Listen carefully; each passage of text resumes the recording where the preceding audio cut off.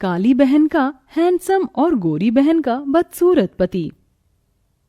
उपासना, तू तैयार हो गई? चल आज दोनों एक साथ कॉलेज चलते हैं। तुमने ये सोच भी कैसे लिया कि मैं तुझ जैसी लड़की के साथ कॉलेज जाऊंगी? उपासना, हम दोनों बहनें हैं। इसी चीज का तो दुख है कि हम दोनों बहनें हैं। एक बार तो खुद को शीशे में देख और मुझे देख, तुझ में और मुझ में जमीन आसमान का फर्क है। उपासना की ये बात सुनकर काजल दुखी हो जाती है और अपना बैग लेकर कॉलेज के लिए निकल जाती है। तो वहीं दूसरी ओर जब उपासना मुंह बनाकर जाने लगती है तो विमला उसे रोक लेती है।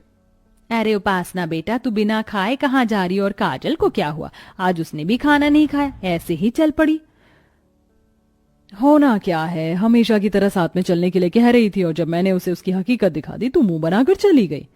पता नहीं ये लड़की कब समझेगी। कितनी बार मैंने इसे कहा है थोड़ा मेकअप कर ले, क्रीम लगा ले, पर नहीं, इसे तो अपना काला रंग ही पसंद है। इससे तो मैं परेशान आ गई हूँ।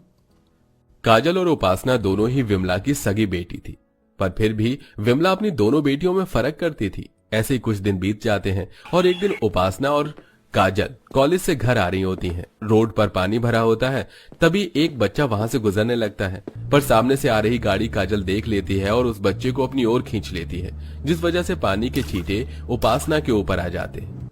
बेटा, तुम ठीक तो हो? तुम्हें दिखाई नहीं दे रहा था सामने से गाड़ी आ रही है। अगर अभी तुम्हें चोट लग जाती तो? उसका तो पता नहीं, पर आज ये साबित हो गया काजल कि मैं तेरे साथ कहीं आ जा नहीं सकती। तेरी वजह से और इस बच्चे की वजह से मेरे इतने महंगे कपड़े और मेकअप खराब हो गए। अब क्या मैं ऐसी हालत में घर जाऊंगी? अरे कोई बात नहीं उपासना यार, हम तेरे दोस्त हैं, कब काम आएंगे? तू हमारे साथ हमारे घर चल, हमारा घर यहीं पास में है। और वैसे भी जब तुम दोनों बहन एक साथ चलती हो तो लगता है कि दिन और रात एक साथ चल रहा है।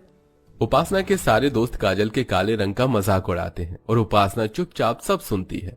कुछ देर बाद उपासना अपने दोस्तों के साथ उनके घर चली जाती है और बेचारी काजल आंखों में आंसू लिए वहां से निकल जाती है। पर यह सब कुछ विक्रम नाम का एक लड़का देख लेता है जो कि काफी हैंडसम था।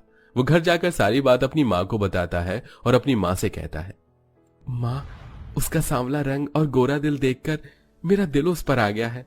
माँ, वो मेरी कॉलेज की ही है, आप प्लीज मेरा रिश्ता लेकर उसके घर चलो ना।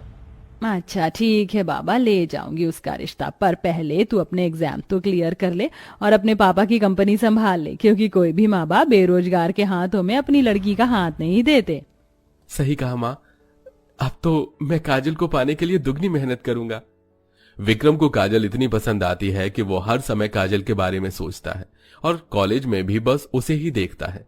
समय यूं ही गुजरता है और उन तीनों की पढ़ाई पूरी हो जाती है और विमला उपासना के लिए रिश्ते देखना शुरू कर देती है। बहुत जल्द विक्रम भी अपने पापा की कंपनी संभाल लेता है और अपनी माँ के साथ काजल का हाथ मांगने उसके घर पहुंच जाता है, जहां वो देखता है कि एक और लड़के वाले वहां आए हुए हैं। माफ करना जी, पर हमने आपको पहचाना नहीं। बहन, भाई साहब, मैं विक्रम की माँ हूँ। विक्रम आपकी बेटी को बहुत पसंद करता है, इसीलिए बिना बताए हम यहाँ आपकी बेटी का हाथ मांगने के लिए आ गए हैं। माफ करना बहन, पर मैंने अपनी उपासना का रिश्ता पहले ही सुनील बेटे से तय कर दिया है। कोई बात नहीं बहन जी, हमारी एक और बेटी है, अगर आप चाहे तो हम ये रिश्ता अब भी तय कर सकते हैं। भाई साहब, आपको शायद कोई गलतफहमी हो रही है। हम यहाँ उपासना के लिए नहीं बल्कि काजल का हाथ मांगने के लिए ही आए हैं। क्या काजल का? अरे काजल का रिश्ता सुनकर आप क्यों इतना खुश हो रहे हैं? देखा है आपने लड़के को?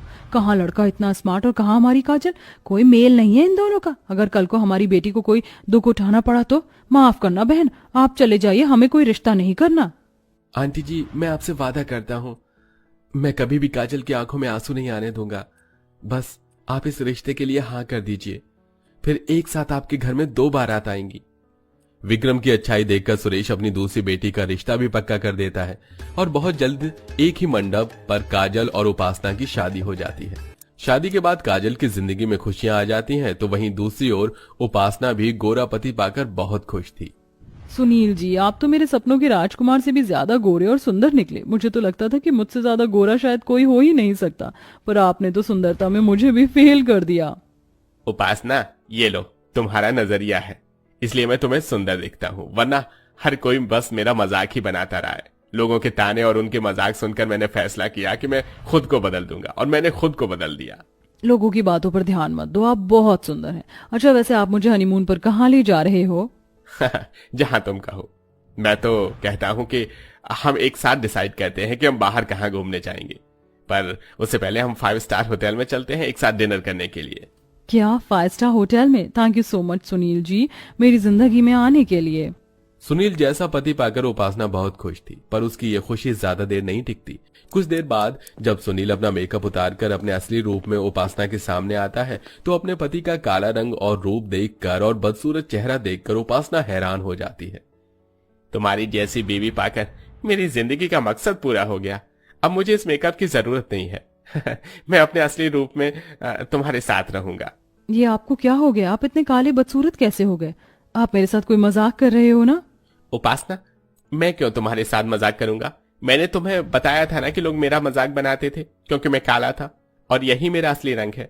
और तुम तो मुझे दिल से प्यार करती हो, फिर तुम मेरे काले रंग को देखकर हैरान क्यों हो गई? नहीं, मैं एक काले इंसान की बीवी नहीं बन सकती। तुमने मुझे धोखा दिया है, दूर रहो मुझसे। सुनील का असली रूप देखकर उपासना की अपनी आंखों पर विश्वास नहीं होता और न ही वो इस बात को मानने को तैयार होती है और अपनी माँ को फोन करती है। माँ, ये तुमने क्या किया? तुमने मेरी शादी एक काले कलूटे बदसूरत के साथ कर दी और उस काजल की शादी इतने हैंडसम लड़के के साथ, जबकि हैंडसम लड़का मुझे मिलना चाहिए था, पर मुझे वो काला बदसूरत पति मिल गया। उपासना, ये तू क्या कह रही है? अगर दामाद जी सुनेंगे तो उन्हें बुरा लगेगा। क्या खराबी उनके रंग रूप में? वो तुझसे भी ज्यादा गोरे और सुंदर हैं।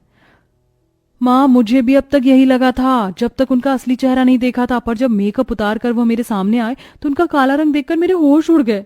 आपने मेरी शादी गलत लड़के से करवा दी। मैं अपने काले बदसूरत पति के साथ चलूंगी तो क्या कहेंगे लोग? गोरी को काला और काली को गोरा पति मिल गया। नहीं माँ, मैं ऐसे आदमी के साथ नहीं रह पाऊंगी। मैं आ रही हूँ आपके पास।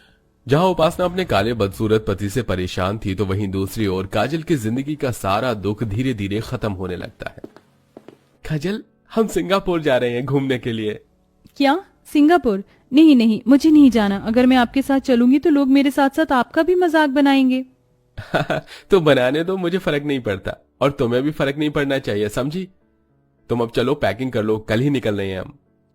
अब अगले दिन विक्रम और काजल सिंगापुर घूमने के लिए चले जाते हैं और काजल अपने पति के साथ सिंगापुर की फोटो व्हाट्सएप स्टेटस पर लगाती है, जिसे देखकर उपासना काजल की खुशियों से और भी ज्यादा नफरत करने लगती है और अपने पति के काले रंग से और भी ज्यादा जलने लगती है।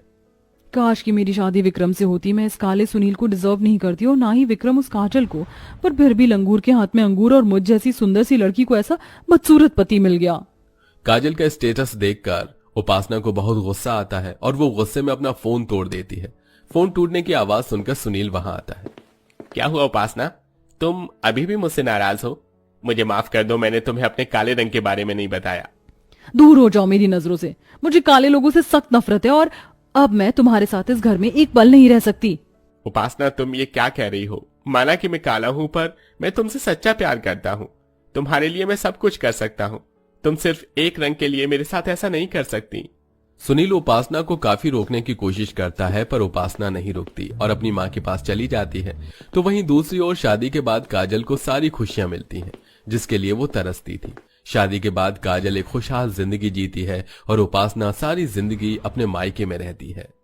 इसी तरह के इंटरेस्टिंग वीडियो देखने के लिए मेरे चैनल को सब्सक्राइब जरूर कर दे, साथ में लाइक भी कर दे।